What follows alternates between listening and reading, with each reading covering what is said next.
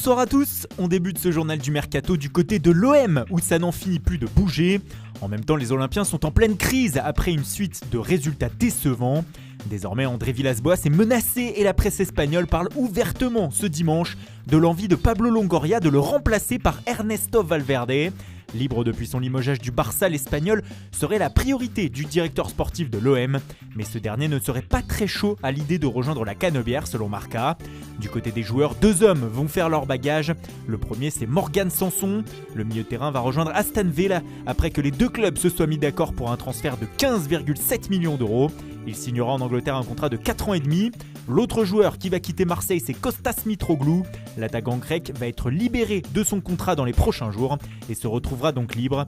Il devrait s'engager dans la foulée avec le club grec de Thessalonique. À l'étranger, on reparle encore de Paul Pogba. De retour en forme, le champion du monde 2018 voit son avenir faire encore la une des journaux. Mais le Français aurait décidé, en accord avec Manchester United, de ne plus évoquer ce sujet jusqu'à la fin de la saison, afin de rester concentré sur la course au titre. Dans le même temps, le néerlandais Donny van de Beek aurait demandé à partir cet hiver, face au peu de temps de jeu dont il bénéficie. Mais MU a refusé, lui indiquant que le club comptait sur lui pour la deuxième partie de saison. Toujours en Angleterre, Frank Lampard transpire de plus en plus pour son poste sur le banc de Chelsea. D'autant que selon les tabloïds, la direction du club londonien lui cherche déjà un remplaçant. Et le nom de Brendan Rodgers, qui fait de l'excellent travail actuellement avec Leicester, est sorti dans la presse aujourd'hui. Le Nord-Irlandais pourrait venir prendre la relève, mais seulement à partir de la saison prochaine. Il veut finir celle-ci avec les Foxes. Arsenal, de son côté, est très proche de frapper un gros coup. Alors qu'ils étaient devancés par la Real Sociedad sur le dossier Martin Odegaard, les Gunners, par le biais de Mikel Arteta, auraient réussi à convaincre le Norvégien de venir poser ses valises dans le nord de Londres.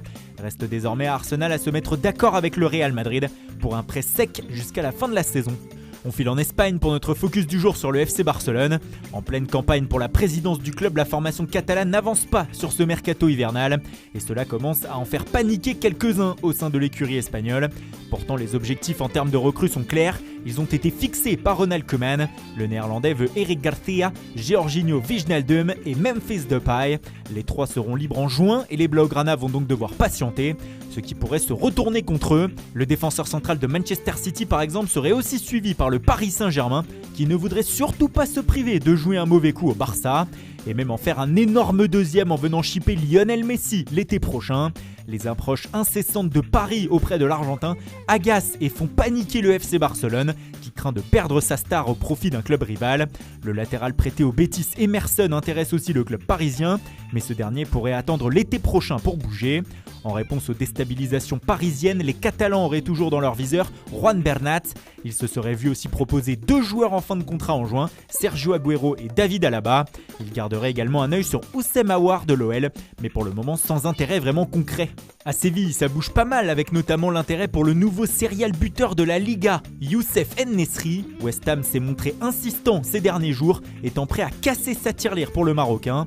Mais selon la presse espagnole, En-Nesyri a refusé les avances des Hammers et aurait indiqué vouloir rester jusqu'à la fin de la saison en Andalousie. Dans le même temps, les Sévillans seraient bien partis pour recruter Papu Gomez, en froid avec son coach à l'Atalanta et qui a demandé à partir. Séville devrait rafler la mise pour une somme comprise entre 5 et 6 millions d'euros plus des bonus. Et puis c'est officiel, Willian José quitte la Real Sociedad pour l'Angleterre et Wolverhampton. L'attaquant brésilien est prêté avec option d'achat au club anglais jusqu'à la fin de la saison. C'est Carlos Fernandes, attaquant du Sevilla FC, qui vient le remplacer numériquement au sein de l'effectif du club basque. Cristiano Piccini revient à Valence. Le club espagnol s'est mis d'accord avec l'Atalanta afin de mettre fin au prêt du défenseur au club de Bergame. Il va donc revenir aider Valence dans cette saison compliquée. Fikayo Tomori file en Italie. Le défenseur de Chelsea a été prêté ce week-end jusqu'à la fin de la saison à l'AC Milan. Une option d'achat à 28 millions d'euros a été incluse dans le deal. Le Hertha Berlin vire son coach. Bruno Labbadia a été limogé de son poste d'entraîneur du club de la capitale après la nouvelle gifle reçue hier contre le Werder Brême 4-1.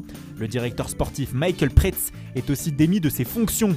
Enfin, Rafael Benitez aussi se retrouve sans banc, mais pour l'Espagnol c'est une décision personnelle. Face à l'épidémie de Covid, il a décidé de quitter son poste du club chinois de Dalian Yifang. Voilà, c'est tout pour aujourd'hui, bonne soirée à tous et rendez-vous dès demain matin pour de nouvelles informations sur le mercato.